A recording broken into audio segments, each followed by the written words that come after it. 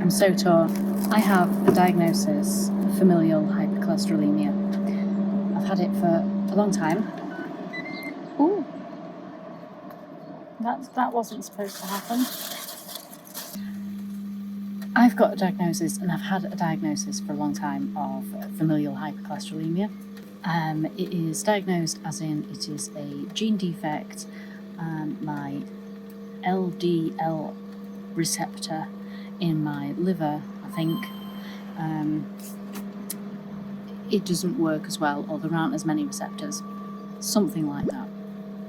I've been trying to figure out for years what is the best route to go down, because apart from the fact that now I'm 50 and so therefore go into a higher risk category, it's the only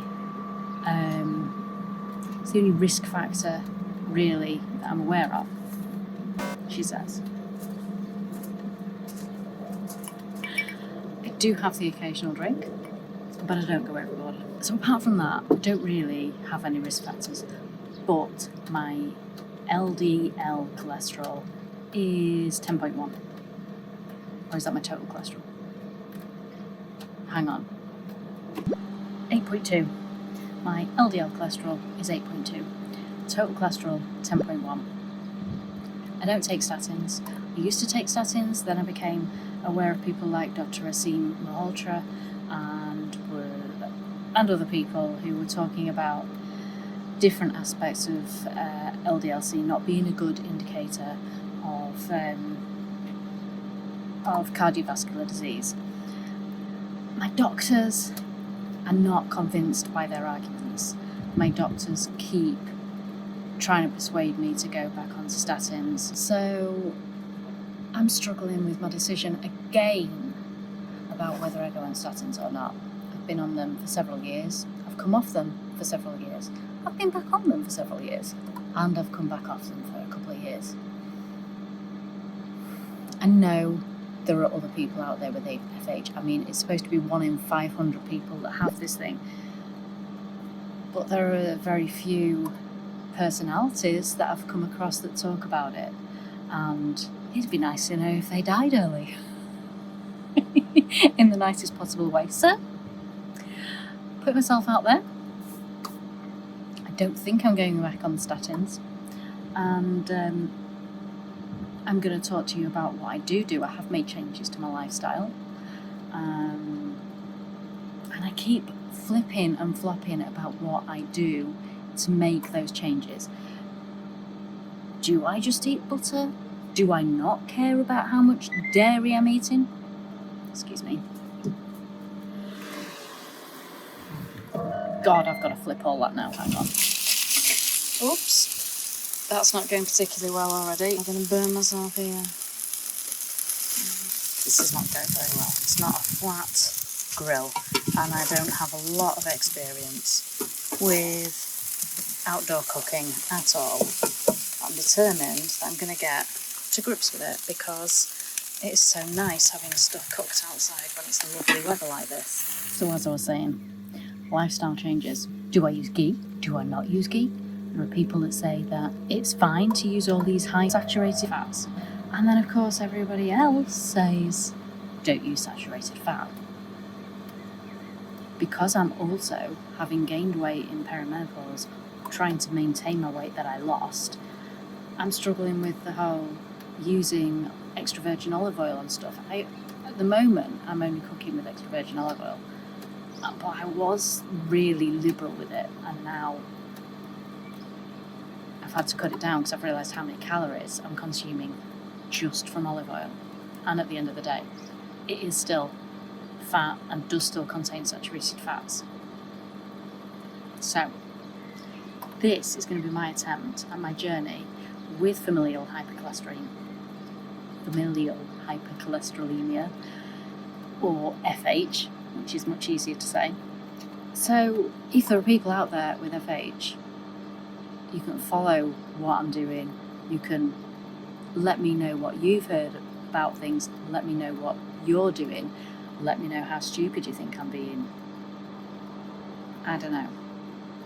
There's so much to take into account. I wish I could afford a CAC score test, coronary artery calcium score, I think, to know whether I already have plaque in my arteries, which would be an indicator that I am already at, as I say, everybody thinks I'm already at high risk, but already at a higher risk, because if I have got plaque that is already there, then that is an indication that I'm at risk of a coronary event.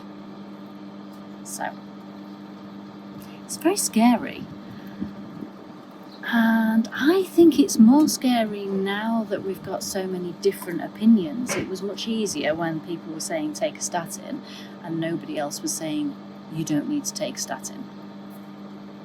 Hey, I'm going to do my best to keep up with this, let you follow my journey so that somebody is putting it out there about having FH and what they're doing and how it is affecting them or not affecting them.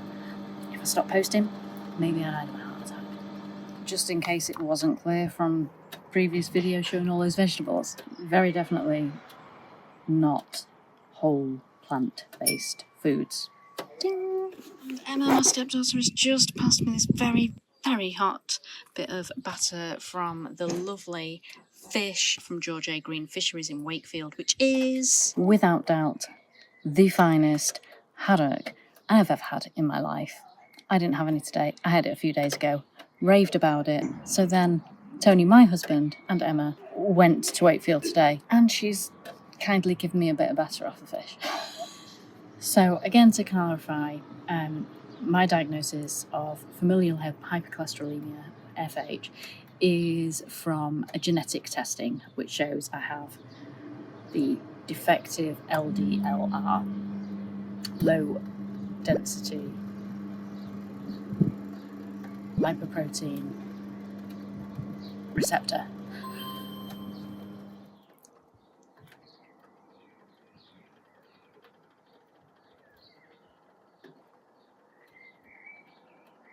Okay, I've just tried aubergine.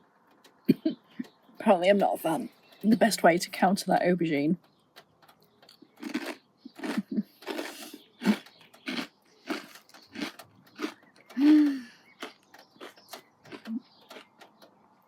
beef dripping batter. I swear to you, I've changed my lifestyle. Actually, I'm going to leave this on as evidence I can cook steak. I'll come back to it. I would normally fillet steak, but I've had a bad week and the ribeye was on offer and there was no fillet steak in the same fridge, and I didn't bother going looking for it. I just thought, you know what, I'm going to have ribeye. Don't think at the time I was thinking about the fact that that's going to be a whole load more saturated fat than it would be if I'd have just chosen a fillet steak.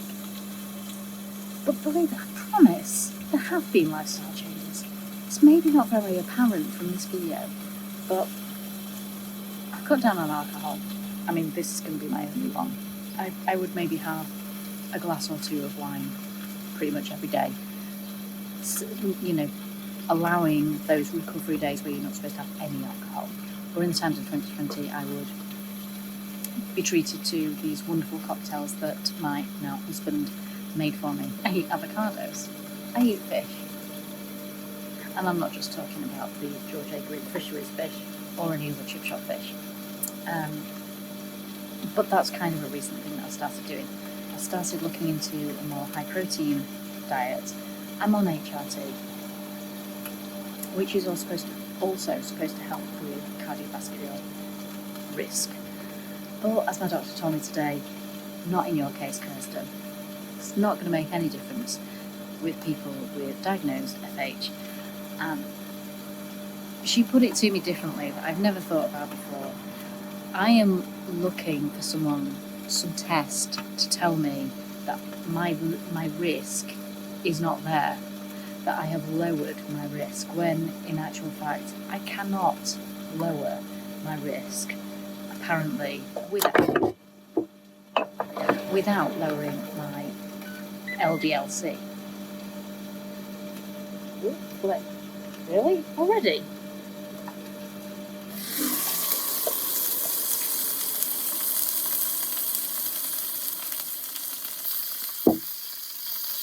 Wish I'd done that. Shouldn't have done that first.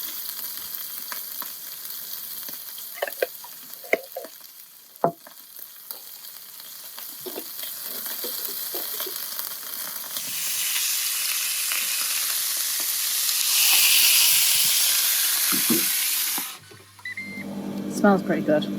So I'm looking for someone to tell me that my risk isn't that much. I tried a C-reactive protein test. I actually asked for a high sensitivity C-reactive protein test, and it turned out just to be C-reactive protein. I'd asked AI, about the tests that I should be looking for. My doctor today said she was happy to refer me back to the lipid clinic so I could discuss it with them, but I don't know if she did in the end because I didn't hear anything else about it, so I'm hoping that was still done. I was having a bit of an emotional breakdown when I was in there.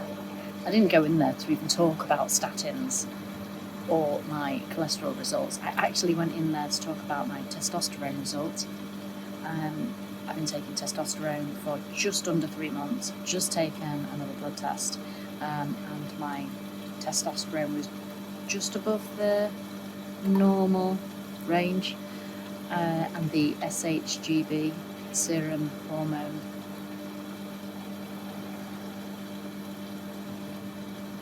SHBG, serum hormone binding globulin, I think, and the free androgen index. They were all slightly above normal. They hadn't prescribed it to me again after I'd had these results. So I pleaded my case emotionally and said I had so much anxiety since having to have the blood test that they were going to say that I wasn't going to be able to have testosterone again. The private company that I was referred to look at. Oh my God, is that ready already? Get food. I haven't even got a plate. Look at these. Our Ninja XL.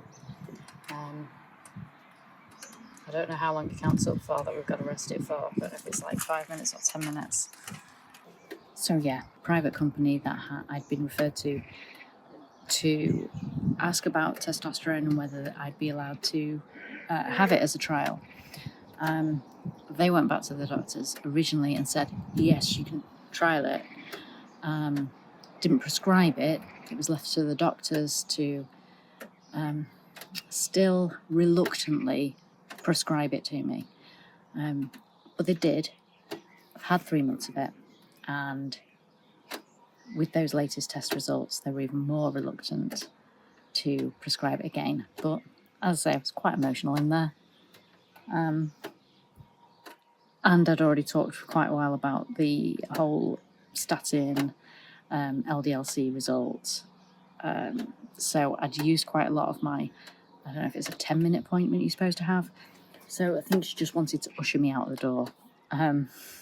So she ended up prescribing me it, I think, to just shoo me away, which was fine by me.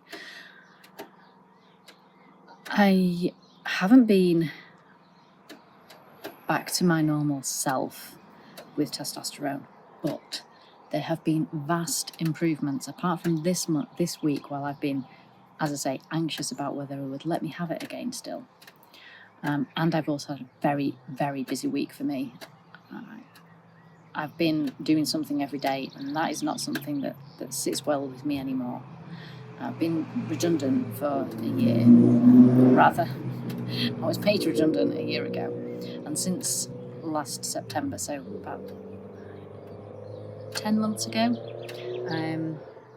I've been working for my husband, and I couldn't work for anybody else. I don't think I could hold a contract of employment with somebody because I don't have the mental capacity on some days to deal with anything. Working for Tony, I know I can get up in the morning, I can open my laptop. If I look at a spreadsheet and there's just nothing going on in my head, I can close the laptop and do it again later, do it another day.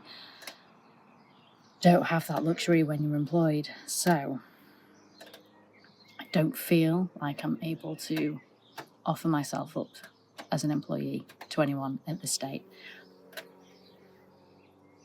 But I have hopes that, oh my God, there's flies everywhere. But I have hopes that the testosterone, as I keep using it, because it hasn't even been 3 months yet, that the results will become more obvious to me. I definitely have better days than I have had, oh God, for years. Like, I don't know, 4 years maybe. So I've got my fingers crossed that it's going to work for me. Get off! I think I'm going to leave it here. So, my name's Kirsten, 50-year-old mum of 2 boys and 2 stepdaughters. I hope that you will follow my journey. I'm going to try and keep up with this without getting stressed about it. There's going to be minimal editing because with my mental capacity at the moment, it just takes an inordinate amount of time. The finished result: big globe artichoke, red pepper, aubergine, courgette, red onion and garlic somewhere, and flies. That steak was absolutely beautiful and it was very good. I left the fat. I have my own little carpet of grass for a bit of grounding.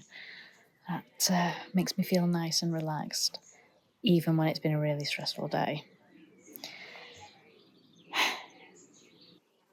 I've just been watching back what I recorded earlier to just get rid of the bits, like the pressing the record, pressing the end record. And it's dawned on me that I have not been able to hold a conversation like that, to talk like that for any length of time for such a long time. And I know the only thing that this is down to is the testosterone. I couldn't hold a conversation with somebody.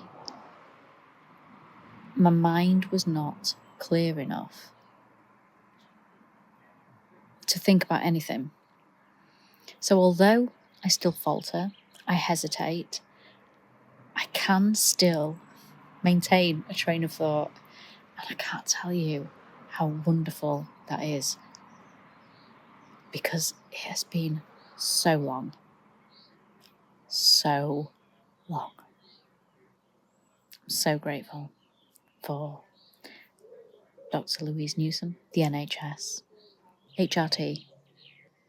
I'm on oestrogen, progesterone, and testosterone, but not statins. Cheers. And I think my son's gone. What are you talking to? I'm talking to the video. Oh.